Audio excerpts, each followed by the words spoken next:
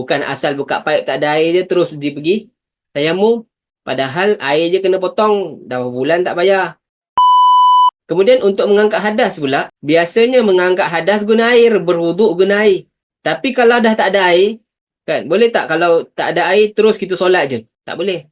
Mesti kena ada ikhtiar mencari tanah ataupun mencari debu tanah. Istilah dia, mencari debu tanah.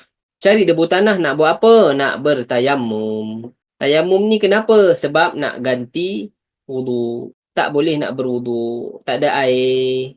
Masuk waktu Zuhur, nak solat macam mana, tak ada air. Maka bertayamum lah.